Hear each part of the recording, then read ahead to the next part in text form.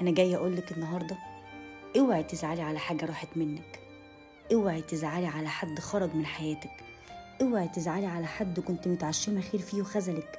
صدقيني رب الخير مش بيجيب غير الخير. الطريق اللي ربنا رسمهولك أحسن مليون مرة من الطريق اللي انت كنت رسمه لنفسك. فسيبي ربنا هو اللي يختار لك حياتك ويختار لك الطريق اللي شايفهولك صح.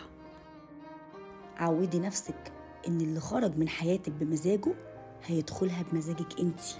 ابسطي نفسك، انت تستاهلي تكوني سعيدة. اعملي قاعدة في البيت تخصك انت لوحدك وبس.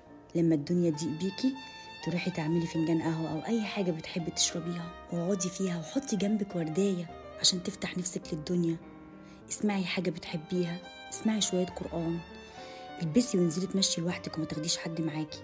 بصي للسما وقولي يا رب انا واثقه انك معايا ومش هتسيبني. اعملي ساعه لربنا قبل ما تنامي، اتكلمي معاه في كل حاجه تعباكي. هاتي قلم وورقه وكانك بتتكلمي مع نفسك. حطي برفان ريحته حلوه، عود ولا مسك. ما تزعليش نفسك. لو مرضتي هتنامي على السرير، محدش هيقولك عنك، محدش هيشيلك، محدش هيحس بوجعك. انت تستاهلي تكوني سعيده ومبسوطه.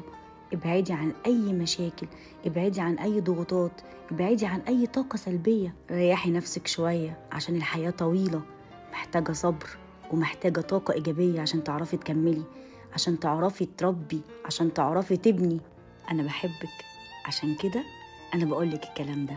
عايزة كل ست في الدنيا تبقى سعيدة، عايزة اشوف كل ستات الدنيا مبسوطة ومرتاحة.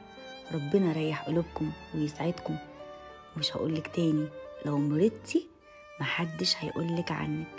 صحتك بالدنيا. خلي بالك مفيش حاجة تستاهل زعلك، كل حاجة ليها حل، كل مشكلة ليها حل.